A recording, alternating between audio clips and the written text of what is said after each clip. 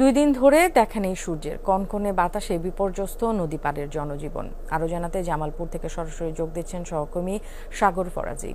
সাগর, তীব্র শীত কতটা প্রভাব ফেলেছে জনজীবনে একটু জানতে চাই।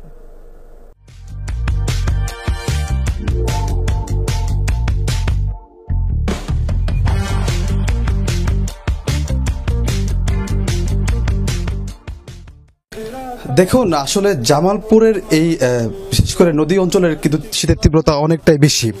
আমরা গত 2 দিন যাবৎ কিন্তু এই জামালপুরের ইসলামপুরের গোঠাইল অঞ্চলে কিন্তু অবস্থান করছি। আমরা দেখেছি চর অঞ্চলের যে মানুষগুলো আসলে কাজ করছে তারা কিন্তু খুব কষ্টে কাজ করছে। মূলত এই যে চর নদী অববাহিকা যারা রয়েছেন তাদের কিন্তু আসলে এমনিতে একটু শীত বেশি, কারণ এই যে বলতে গেলে যে শীতের আবহাওয়া যেটি আসলে নদী থেকে উঠে আসা যে বাতাস, ফিলফিল করা বাতাস, সেই বাতাস কিন্তু সরাসরি এসে এই মানুষগুলোর গায়ে লাগছে। এ কারণে শীতের তীব্রতা তারা আরও স্পষ্ট বুঝতে পারছে। সব মিলে এখানকার যে শীতের পরিস্থিতি এখন বলতে গেলে মানুষ কনকনে শীতে আসলে ঘরে থেকে বের হতেও কষ্ট পাচ্ছে।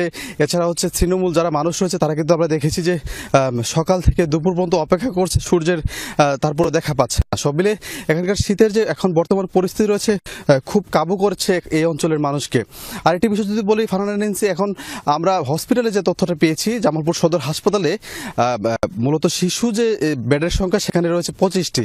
তার প্রেক্ষিতে রোগী ভর্তি হচ্ছে কিন্তু এই ঠান্ডা জ্বর জনিত কারণে কিন্তু 175 থেকে 150 এরকম কিন্তু এভারেজে দিন কিন্তু ভর্তি হচ্ছে। আর এছাড়া যে ডায়রিয়া বা অন্যান্য যে রোগ রয়েছে শীতের কারণে সেগুলো কিন্তু আমরা বাড়তি হচ্ছে বলে আমাদেরকে জানিয়েছেন হাসপাতাল কর্তৃপক্ষ। আর একটি বিষয় বলি, এখন পর্যন্ত জেলা প্রশাসনের পক্ষ থেকে কিন্তু শীতের জন্য প্রায় 1 লক্ষাধিক মূলত কম্বল বিতরণ করা হয়েছে 60টি উপজেলায়। সবচেয়ে বড় কথা হচ্ছে এই 16 জেলার যে 16 নদীর যে জেলা জামালপুর, এই নদী অববাহিকা বেশি থাকায় কিন্তু এখানকার শীতের প্রকোপটাও এই অঞ্চলের মানুষগুলো কিন্তু বেশি ভোগ করে থাকে।